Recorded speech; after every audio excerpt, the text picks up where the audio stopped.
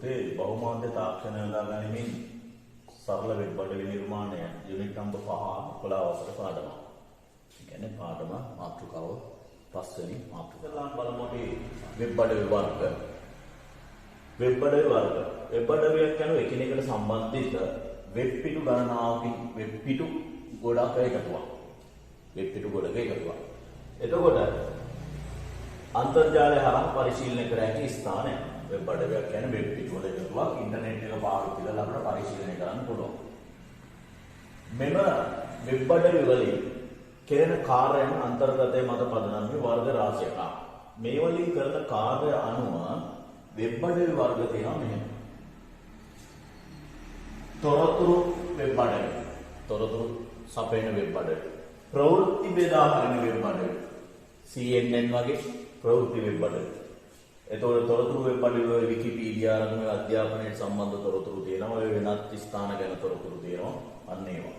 පෞද්ගලික වෙබ් අඩවි වල එක එක ව්‍යාපාරයෙන් ව්‍යාපාර melbourne.lk manchi.lk වගේ අන්න ඒ වගේ ව්‍යාපාරවල පෞද්ගලික අරමුණෙන් පවත්වාගෙන වෙබ් අඩවි. අධ්‍යාපනික නැනසල.lk ඊතක්ෂලාව අධ්‍යාපනික වෙබ් අඩවි. ව්‍යාපාරික වෙබ් අඩවි වල ඉස්සල්ලා මම කිව්වේ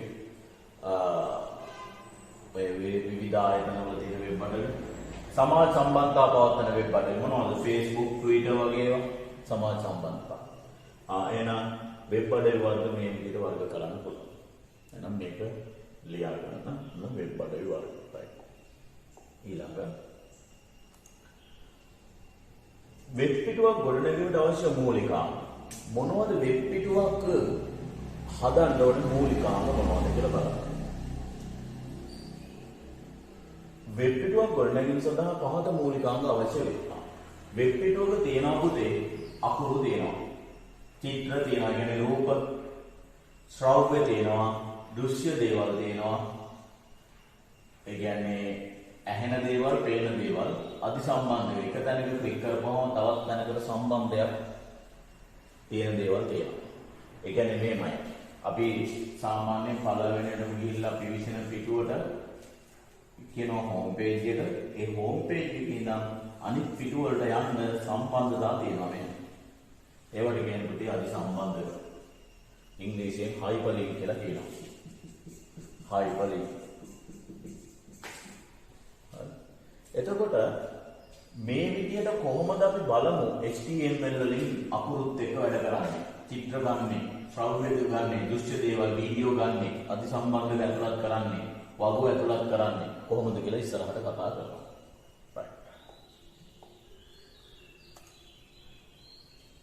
වෙබ් පිටුව ඒ වගේ අන්තර්ගතය හා සංයුක්ත විශ්ලේෂණය.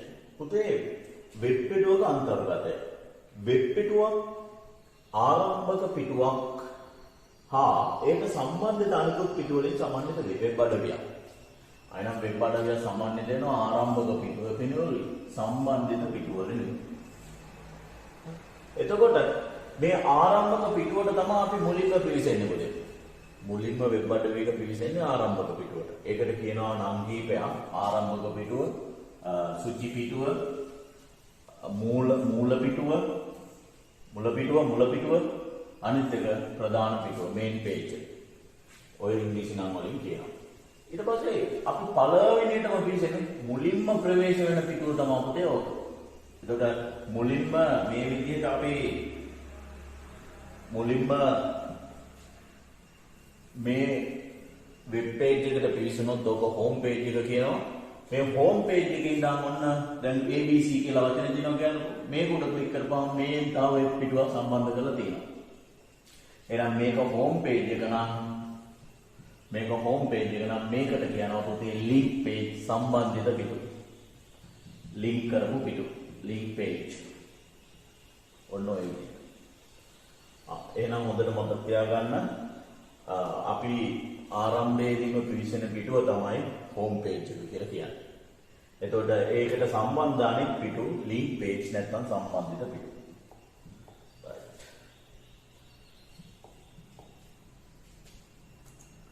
ඊළඟ වෙබ් අඩවියේ අන්තර්ගතය හා සංවිධානය කෙරේ. සාමාන්‍ය පුතා වෙබ් අඩවියක් අපි නිර්මාණය කරනකොට ඒක පරිශීලනයේ පහසු වෙන්න ඕනේ. නැත්නම් ඒ වෙබ් අඩවි වලට මිනිස්සු යන්නේ නැහැ. පරිශීලකයන් පාවිච්චි කරන්නේ නැහැ. අප්ඩේට් කරන්න පහසු වෙන්න ඕනේ. වෙබ් අඩවියක් ගත්තොත් ඒකේ තියෙන අන්තර්ගතය වෙනස් කරන්න පහසු වෙන්න ඕනේ. යාවත් පාලනය කරනවා කියලා කියන්නේ. ඊට පස්සේ එක පිටුවෙන් එක පිටුව ගමන් කරන්න පහසු වෙන්න ඕනේ. හෝම් පේජ් එකට ගියාම ඔන්න තව පිටුවක් සම්බන්ධ කරලා තියෙනවා. ඒ පිටුවට ගිහම තව පිටු දෙකක් සම්බන්ධ කරලා තියෙනවා. ආයෙනම් මේ පිටු වලට ගමන් කරන්න පහසු වෙන්න ඕනේ. ඊට පස්සේ පරිශීලකයාගේ ආකර්ෂණය දිනා ගන්න. ඒ කියන්නේ සිත් අද ගන්නවා සුළු වෙන්න ඕනේ. එතකොට අපි නිතර මේ වෙබ්සයිට් වලට යන්න පෙළඹෙනවා. අන්න ඒ වගේ ආකර්ෂණීය බවක් තියෙන්න ඕනේ. right අපි බලමු ඊළඟ එක. අන්තර්ගත යන වෙබ් අඩවි වර්ග. right වෙබ් අඩවි වර්ග දෙකක් තියෙනවා. එකක් තමයි පුතා ස්ථිතික වෙබ් අඩවි, අනිත් එක ගතික වෙබ් අඩවි. මොනවද මේ ස්ථිතික මොනවද මේ ගතික කියන්නේ? ස්ථිතික වෙබ් අඩවි කියලා කියන්නේ පුතේ වෙබ් අඩවියක තියෙන අන්තර්ගතය. මේකට තව නමක් කියනවා සන්ධාරය. සන්ධාරය. වෙබ් අඩවියක තියෙන අන්තර්ගතය ඉංග්‍රීසියෙන් කන්ටෙන්ට් එක නිතර වෙනස් වෙන්නේ නැත්තම් නොවන වෙබ් අඩවි තමයි පුතේ ස්ථිතික වෙබ් අඩවි කියලා කියන්නේ. නිතර වෙනස් නොවන වෙබ් අඩවි. ස්ථිතික වෙබ් අඩවි. එතන මොකක්ද ගතික වෙබ් අඩවි කියන්නේ? ගතික වෙබ් අඩවි කියලා කියන්නේ පුතේ අන්තර්ගතය නිතර වෙනස් වන, ඒ කියන්නේ පරිශීලකයාගෙන් පරිශීලකයකට වෙනස් වෙනවා, කාලානුරූපීවත් වෙනස් වෙනවා. ඒ කියන්නේ කාලයට අනුව වෙනස් වෙනවා, දවසෙන් දවසට, සතියෙන් සතියට වෙනස් වෙනවා, සහ එක පරිශීලකයෙක් පාවිච්චි කරනකොට වෙන කන්ටෙන්ට් එකක් පේනවා, තව පරිශීලකකට තව එකක් පේනවා. අන්න ඒ වෙබ් අඩවි තමයි ගතික වෙබ් අඩවි කියන්නේ. ඒතර ගතික වෙබ් අඩවි නිර්මාණය කරනකොට PHP, SQL, JSP, ASP.NET වගේ පරිගණක භාෂා ඕන වෙනවා. වෙබ් අඩවි සංවර්ධන භාෂා ඕන වෙනවා. ඒතකොට Facebook කියන්නේ ගතික වෙබ් අඩවියක්. බලන්න ඔය එක යූසර්ගේ යූසර්ට වෙනම කන්ටැක්ට් පේන්නේ. එක්කෙනෙකුට තියෙන කන්ටැක්ට් එක නෙවෙයි අනිත් එක්කෙනාට වෙනස් වෙනවා. යූසර්ගේ යූසර්ට වෙනස් වෙනවා. විභාග දෙපාර්තමේන්තුවේ සයිට් එක. අපි ගිහිල්ලා විභාග ප්‍රතිඵලයක් බලන්න යනකොට එතකොට ඕක එන්ටර් කරොත් විභාග අංකය. එතකොට එයාට පේන්නේ යාගේ ප්‍රතිඵලය. තව විභාග අංකයක් එන්ටර් කරොත් වෙන කෙනෙක් එයාට පේන්නේ යාගේ. අන්න වෙනස් වෙනවා. ඒ වගේ පරිශීලකයන් පරිශීලකට කාලයෙන් කාලයට වෙනස් වෙනවා. අනන් නිතර අන්න ගතික වෙබ් අඩවි. එතකොට HTML පාදක කරගෙන අපි බොහෝ විට හදන්නේ මොන වෙබ් අඩවිද? ස්ථිතික වෙබ් අඩවි.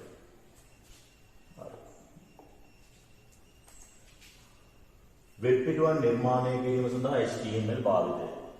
අපි ඉස්සල්ලාම HTML වලින් වෙබ් පිටුවක් හදනකොට මෙන්න මේ Notepad, WordPad වගේ දේවල්, Notepad++, Notepad++ කියන මුදුකාංග තියෙනවා. එතකොට මෙන්න මේවා පාවිච්චි කරලා වෙබ් අඩවියේ HTML කේත ටික ලියලා අපිට වෙබ් පිටුවක් හදන්න පුළුවන්. අදාළ වෙබ් අඩවිය නිර්මාණය කරන්න පුළුවන් පිටුවෙන් පිටුව එකතු කරලා. එතකොට ඕක තමයි දැන් ඉස්සරහට කියලා දෙන්නේ. එහෙනම් අපි HTML කෝඩ් කරන්නේ මොනවා පාදක කරගෙනද? මෙන්න මේ Notepad වගේ software එකක් on කරගෙන Notepad එක ඇතුලේ තමයි අපි කේත ලියන්නේ. එක්ක Notepad+ නැත්නම් WordPad. ඊට පස්සේ මේ HTML එක කෝඩ් මේ විදිහට ලියලා මේක සේව් කරන්න ඕනේ. Notepad එක සේව් කරන්න ඕනේ. සේව් කරන්න පුතේ ඕනම ෆයිල් නේම් එකක් මම ABC කියලා දෙන්නම්. තියලා ටිකක් තියලා HTML කියලා හරි ABC කියලා කවුරු හරි දුන්නොත් HTM කියලා හරි මෙන්න මේ දෙකෙන් එකකට සේව් දෙන්න පුළුවන්. HTML එක ගැන සේව් කරන්නේ එක්කෝ ෆයිල් නේම් එක HTML නැත්නම් ෆයිල් නේම් එක ටිකක් HTM. ඊට පස්සේ සේව් කරපු තැනට ගිහිල්ලා අපි ඕපන් කරනවා බ්‍රවුසර් එකකින්. එතකොට අපිට වෙබ් පිටුව පේනවා. ඕක තමයි පුතේ වෙබ් පිටු නිර්මාණයේදී HTML වලින් කොහොමද කරන්නේ කියන එකයි මේ කිව්වේ. හරි. වෙබ් අඩවි නිර්මාණ භූමිකා. එතකොට වෙබ් අඩවි නිර්මාපකට කියනවා වෙබ් අඩවි නිර්මාපකට කියනවා වෙබ් අඩවිය අතුරු මොනද සැලසුම් කරන කෙනා, සංස්කාරක, කේතල් කියන කෙනා, ආදෝෂ පරීක්ෂා කරන කෙනා, මේ ඇවිල්ලා විවිධ වෙබ් අඩවි හදනකොට ඒ භූමිකා ඒ කාර්යයන් කරන පුද්ගලයෝ ප්‍රකාශයටපත් කිරීම. මොකද ප්‍රකාශයටපත් කරනවා කියන්නේ? වෙබ් අඩවියක් ප්‍රකාශයටපත් කරනවා කියන්නේ පුතේ අපි හදපු වෙබ් පිටු ටික ඕම් මේ වෙබ් පිටු ටික නම් මෙන්න මේක සර්වර් එකකට උත්ප්පණය කරනවා. මොන සර්වර් එකකටද? වෙබ් සර්වර් එකකට උත්ප්පණය කරනවා. වෙබ් සර්වර් එකට දානවා. උත්ප්පණය කරනවා කියන්නේ අප්ලෝඩ් කරනවා. අන්න ඔය ක්‍රියාවලිය තමයි පුතේ ප්‍රකාශයටපත් කරනවා කියන්නේ. එතකොට අපි ඔය ප්‍රකාශයටපත් කිරීම කරන්නේ මාර්ගගතව. හදපු වෙබ් පිටු ටික වෙබ් සර්වර් එකට දානවා. අපි දානවා කියලා කියන්නේ උත්ප්පණය කරනවා, අප්ලෝඩ් කරනවා. ඕක තමයි ප්‍රකාශයටපත් කිරීම කියන්නේ. එතකොට මේ ප්‍රකාශයටපත් කරද්දී කරුණු දෙකක් තියෙන ඕන විශේෂයෙන්. මෙන්න මේ සර්වර් එකේ ඉඩක් තියෙන්න ඕනේ. ඒකට කියනවා හොස්ටිං ස්පේස් එකක්. හොස්ටිං ස්පේස් වෙබ් අඩවියේ සත්කාරක ඉඩක් කියලා කියන්නේ සිංහලෙන්. සත්කාරක ඉඩක් තියෙන්න ඕනේ මෙතන වෙබ් පිටු ටික දාන්න. අය පුතේ ඒ වෙබ් පිටු වලට ප්‍රවේශයෙන් අනන්‍ය නමක් තියෙන්න ඕනේ. ඒකට කියනවා වසම් නාමය, ඩොමේන් නේම්. අපි ඉස්සරහට කතා කරමු අවකාශ. ඊට පස්සේ පරිපාලක කරන්නේ සේවාදායකයේ දත්තපාදක නඩත්තු කිරීම. ඒ කියන්නේ අපි අර වෙබ් පිටු වල ඩේටාබේස් තියෙනවා නම් දත්ත සමුදායක් තියෙනවා නම් අන්න ඒවා නඩත්තු කරනවා වෙබ් අඩවි පරිපාලක විසින්. ඊළඟ පරිශීලක වෙබ් අඩවි ප්‍රකාශ මේ මෙතන වැරදි. මෙතන ප්‍රකාශයටපත් කිරීම නෙවෙයි ඉන්නේ. වෙබ් අඩවි පරිශීලනය කිරීම. පරිශීලනය කිරීම. ඉතලියා ගන්න වෙබ් අඩවි පරිශීලනය කිරීම කරන්නේ පරිශීලක.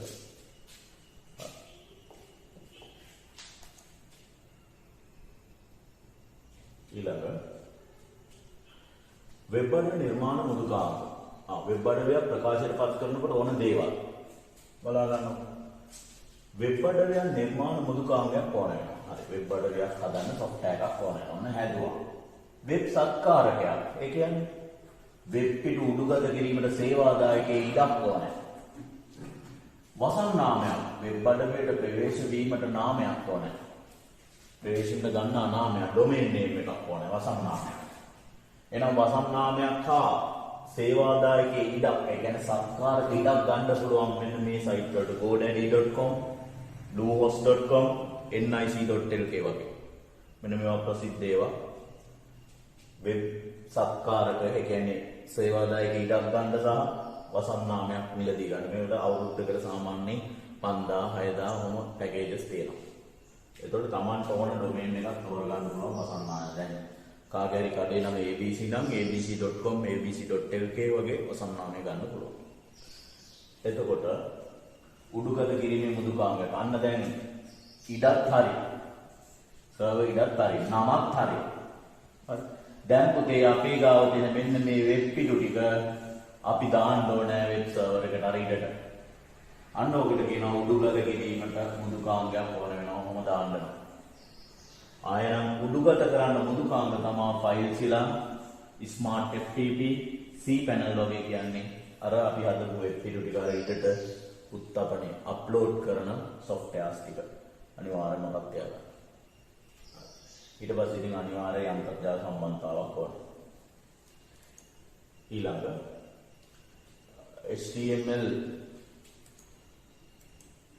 HTML මූලිකව කේත ලියනකොට දැනගන්න ඕන කරුණු මේකෙදි කතා කරන්නේ.